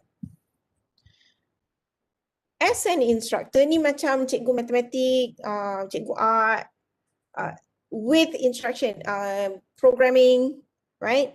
There are steps that you have to follow. There are rules that you have to abide by. Tak boleh, you cannot compromise. So that's where you play the instructor role. There must be detailed explanation. Your voice or your audio must be clear. And then for videos, it is best to have captions, because you cannot leave any room for assumption. Macam the word study tadi, tak boleh. Because instruction, as an instructor, everything must be clear cut. Kalau tak ikut, salah, right? And you can use visuals to accompany your explanation. You have to provide references for the students so that they know where to refer to, which page of the textbook or which article do they read, which website do they refer to, okay? And this can be done through asynchronous delivery, okay? Because this is instruction. They need to really pay attention to the detail. If it's done live, macam buang masa if you do it on video conference, okay? Because they need to repeat what you have instructed them. They need to really understand what to do and stuff like that. So if you were to give a live lecture like this, it will probably not be efficient in terms of time. Might as well you save your interactive activities for a video conference live kind of session. Okay, next is facilitator. Now, as a facilitator, you need to get the learning out of the students. Prepare questions for discussion. Prepare stimulus that encourage learner participation, and then let the students form their own learning. And it can be done in the synchronous session. This is where your discussion comes in. And then it can also be asynchronous in the sense that students can have that forum-like kind of discussion. Okay, so this is us playing the facilitator role. You see the difference in materials and stuff like that, right? And then the sage role. This is where we become like Prof. Karim. We motivate, we storytell, we get the students to be excited about the content. We tell, the interesting facts. We spark curiosity. So this can be done synchronous and asynchronous, no problem. All right. So these are the three explicit roles and how it affects the way that you prepare your materials. Okay. All right. And then number 4, just now was apa tu nama tadi? We know your roles, right? Number 4, minimize tech tools. We learn so many tools. Prof. Karim has given us a lot, but choose. Choose your tech tools because that is not your focus. Your focus is on delivering the lesson. Choose one, perhaps for your LMS, your resource management, your assignment submission, maybe Google Classroom ke apa ke. One interactive, 1 or 2, perhaps your quiz is, or if you want to do Flipgrid or something like that. Not too much, but something that is comfortable for both you and your students, okay? Video conferencing, choose one, enough. Either WebEx or Zoom or Google Meet or Microsoft Teams, whatever it is. Choose one, cukup. And then communication, either Telegram or WhatsApp. I don't think anybody has uninstalled WhatsApp at this point of time, right? I think people still use it. So just choose minimal. The point is you have to maximize its usage. Itu dia. Macam Prof. Karim cakap dekat dalam tu, a fool with a tool is still a fool, right? So that's what we need to decide when it comes to our tech tools. Okay? Type into the chat box the tools that you are familiar with. Type into the chat box the tools that you use, that you like, your personal preferences. Chini said Zoom and WebEx. Okay, I prefer Zoom as well. WebEx is fine. Okay, WebEx USM LMS, great. Zoom, Teams, Moodle, okay. What are the tools that you like? Cisco, okay. Loom, yes. I think that's WebEx, right? Zoom, Loom, Canva, yep. I use Canva all the time. This presentation is done on Canva, okay. So, Genially, okay, Skype, okay, wow, you use Skype, excellent. And then WhatsApp, WebEx and WhatsApp, yes. Okay, so you have your own preferences, stick to them. We do not want to overwhelm our students with too many tools and the message doesn't get across. That's too much of a decoration, okay? Number 5, the big issue about assessment, okay? Assessment of learning, assessment for learning, assessment as learning. These are the 3 purposes of assessment, why we assess, right? Assessment of learning is more of your finals, your midterm, your tests. Assessment for learning is where we use the information from that assessment result to inform teaching and learning. Assessment as learning is a learning strategy that can be used by learners by using assessment to gauge where they are, where do they need to go, their learning gaps. In online learning, online instruction, like right now, we need to focus on the usage of assessment for learning a lot. Because we cannot assume, kan, macam the word study just now, we need to know which are the blurry parts. We need to know which are the things that students have lost focus from. So we use a lot of assessment for learning. We need to assess all the time.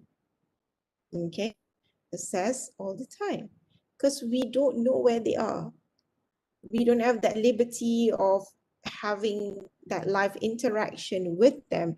Therefore, we have to build in as many activities as we can to see whether they are with us or not.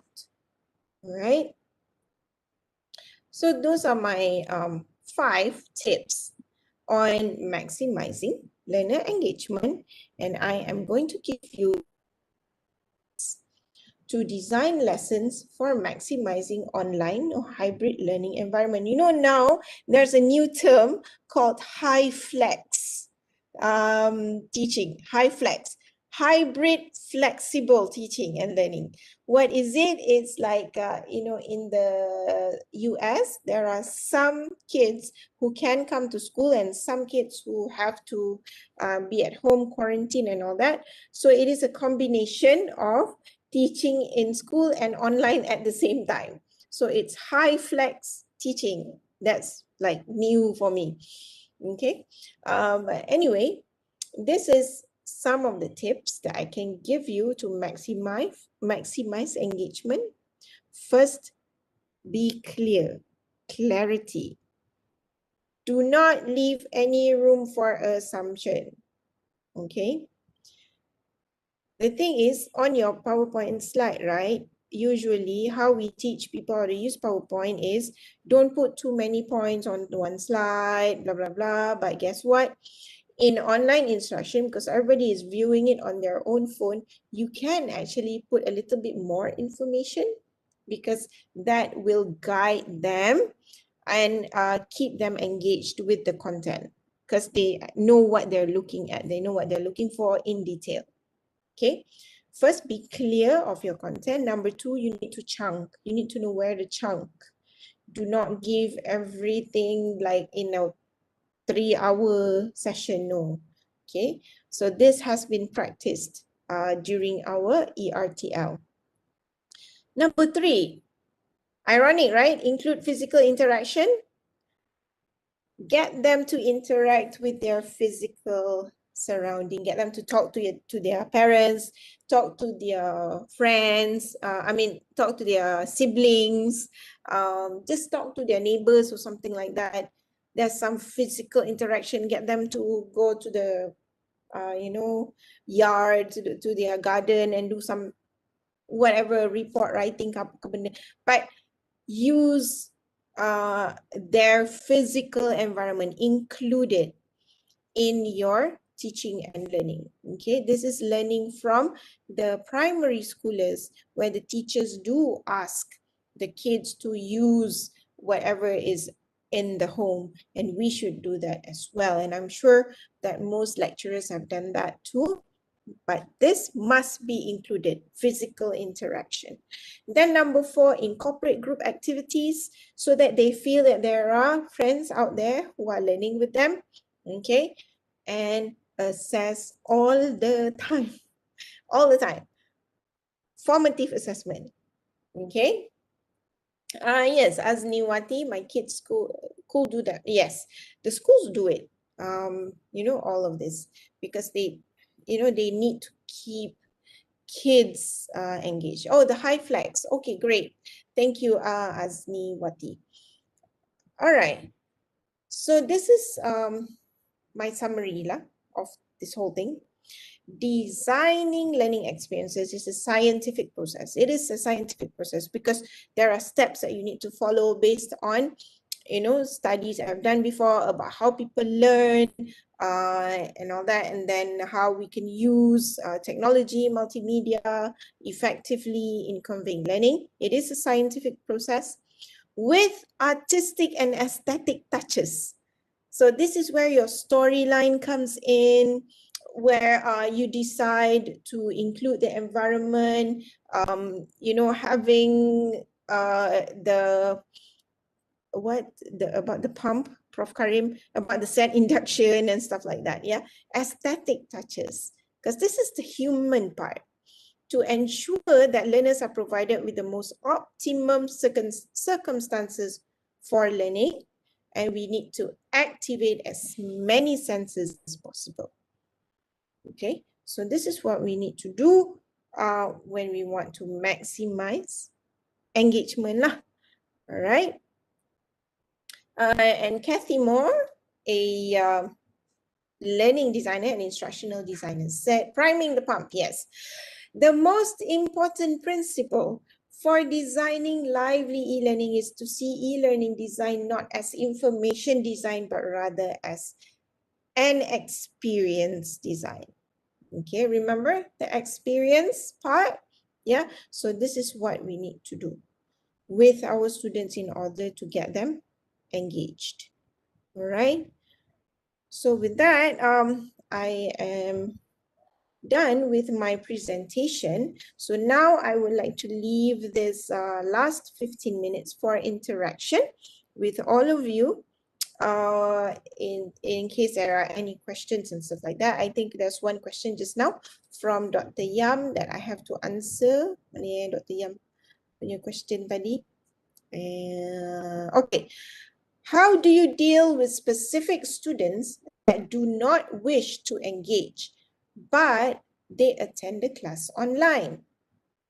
Dr. Yam, number one, they chose to attend your class, which means they actually want to be there. Kalau dia tak nak, they don't have to be there. They don't have to log in pun. They can just, you know, sign in the attendance or something like that and then just leave the screen.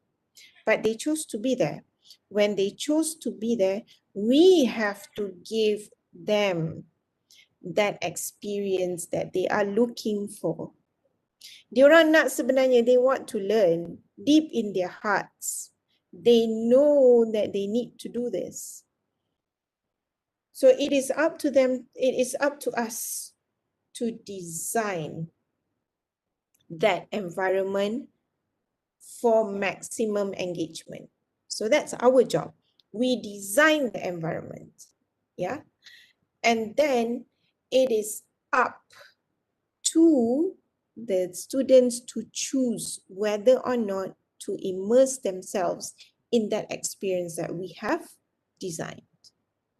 Okay. And then Dr. Azhar Uthman said, how to fish the brilliant student to feel the experience. Okay, meaning to get brilliant students, to get all students to feel the experience. Macam mana tu? I think we design it for our intended audience.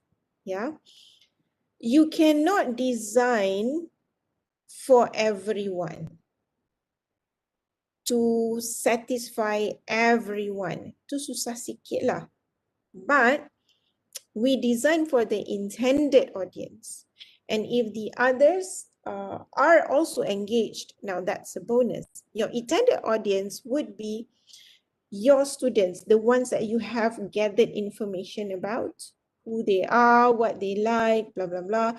So we design it. It doesn't mean that if they like K-pop, you have to design it with, you know, slides of K-pop artists. No, it's not like that. You just want to see their rhythm, what is it that they like, what kind of temperament do they have, okay?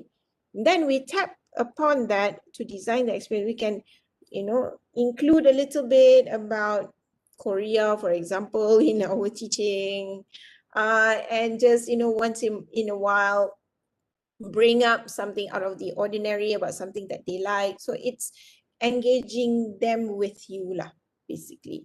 Okay, so you cannot satisfy everyone, but you design it to optimize the learning environment. Okay, and then Prof. Karim said, Eric Jensen said, there is no such thing as unmotivated students, but there are students in unmotivated state. Yeah, that's why we need to put them in that environment where learning engagement is optimized. It's our job, okay? Thank you. And then Shankar said, Dr. Shankar, last semester I had 218 students, quite a challenge to gauge everyone. So I need to target a few in each class and different names each session. Wow.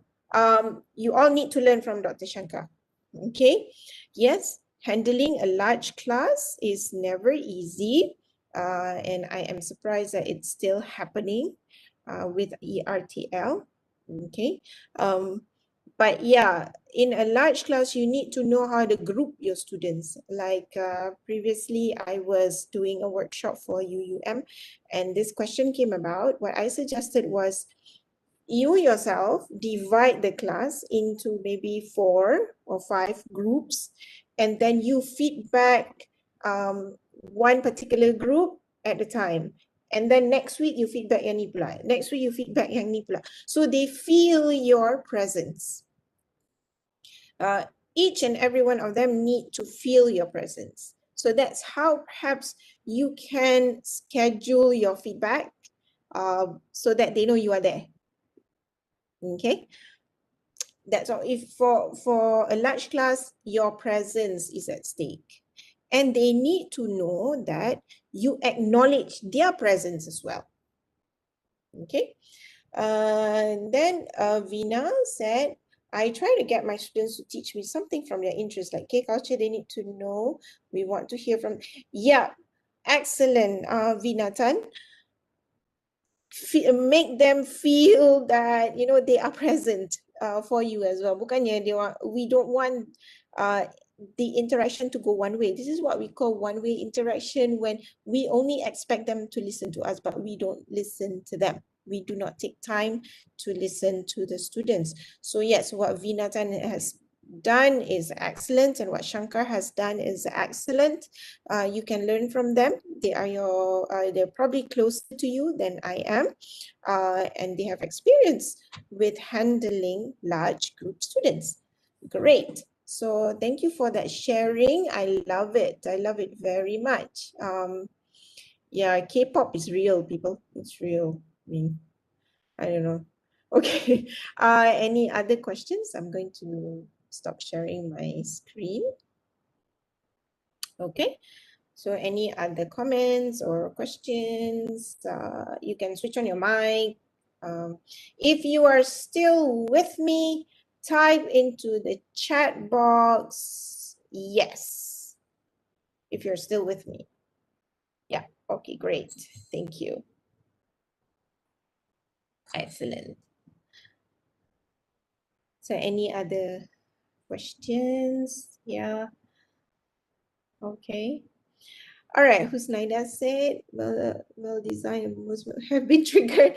I type in my response and take notes. Webback checkbox has been optimized. Okay, yes, thank you so much, Husnaida, for that point. This is, you know, one way to optimize your learning tool. I personally use Zoom a lot. So what I use is I use the annotation function. I use a breakout room. I use a polling. I think Webex pun boleh buat kot. The polling, so I don't have to take them out of Zoom. I just stay in Zoom but focus on the content delivery. Yeah. So kalau ada quiz ke apa ke, I would just use the polling function and they just respond there. I have done it with primary schoolers and secondary schoolers. For primary schoolers, the challenge is to manage their excitement. Everybody wants to switch on the mics, everybody wants to show everything, everybody wants to say they have opinions, blah, blah, blah. With secondary schoolers, the challenge is the opposite, is getting them to say something. You would never want to attempt to ask them to switch on their cameras or mics because it will never happen for secondary schoolers. So I use the chat a lot. And then for the more adult learners, there are who are motivated to answer, they're more independent. And of course, there are those who are just oblivious, who are just, you know, whatever you're saying, I will learn it later or something like that. So yeah, Alamak, I did not mean to sell Zoom, but okay, the Zoom. Okay, now let me see the question. Oh, thank you, Dr. Yam. You're too kind. So near more than 2 hours, which is a bit challenging. Yeah, more than 2 hours is challenging for the for the instructor as well. Sebab penat tau nak cakap. Lepas tu, how to activate the smell sense in an online class? Okay, how to activate the smell sense? Prof, No need to answer. No need to answer that. tak, Prof, you teach food technology kan? Ha, you teach. Saja nak usik tu. Tak ada ni tahu saya, I take everything seriously. Yeah, but you can get them to bring in their food and eat and share and all that. No, it's just as simple as that. Bila buka apa ni dia punya senses kan, it goes into their memory and it activates their emotion dan sebagainya. So yeah, apa ni Vinatan say imagination, invoke the sense of smell. Yes, betul.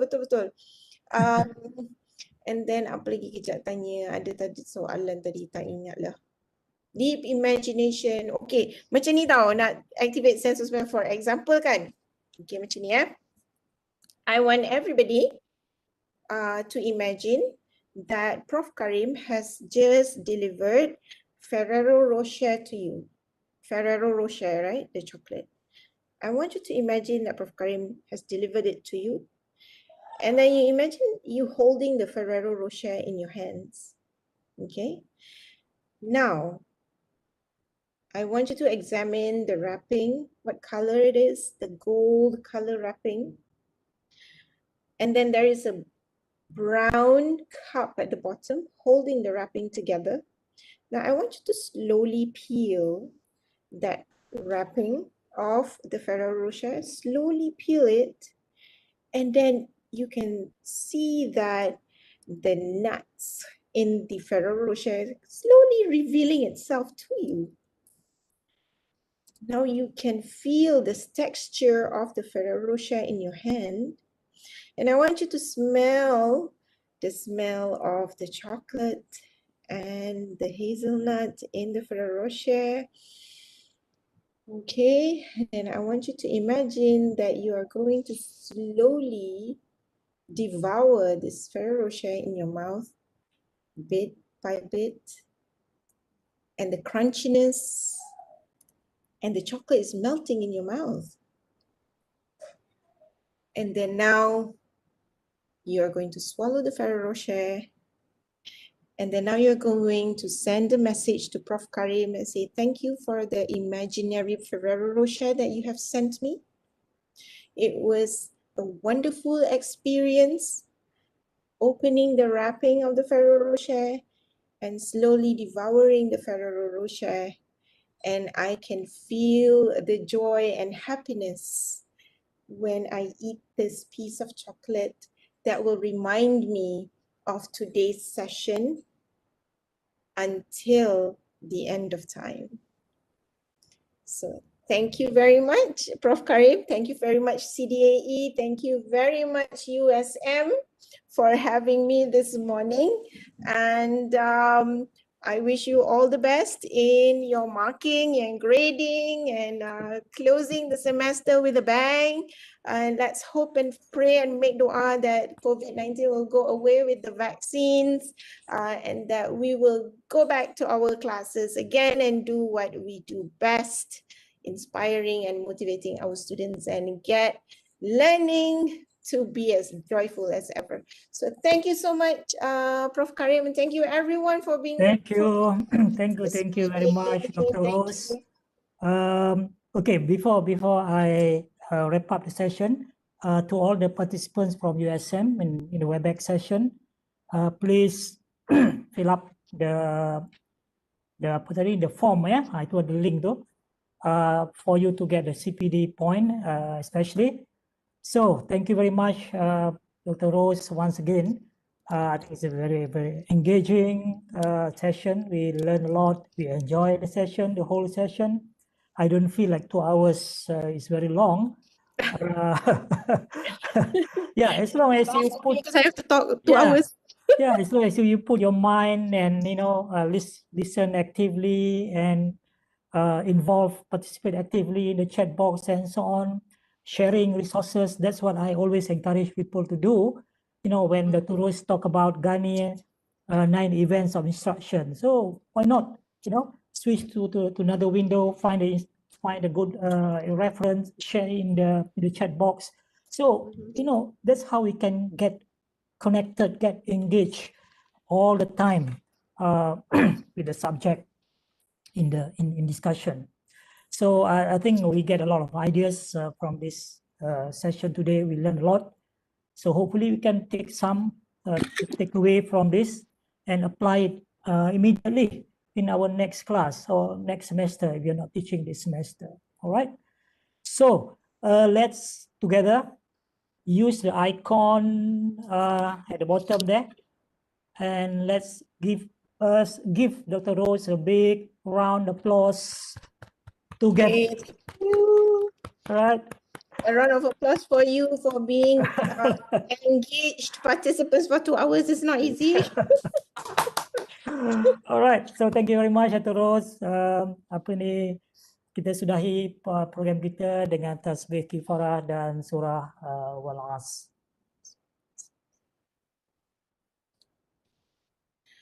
All right, thank you so much, everybody. Okay, thank you. Bye-bye. Okay, Kita bye. jumpa lagi dalam insyaAllah next week dalam program kita yang seterusnya untuk next week. Stay safe, stay healthy everyone, and stay productive. Okay, Dr. Rose, thank you so much, Dr. Rose. Okay, bye-bye. Bye, thanks, Prof. Assalamualaikum. Okay, kita jumpa lagi insyaAllah. Okay.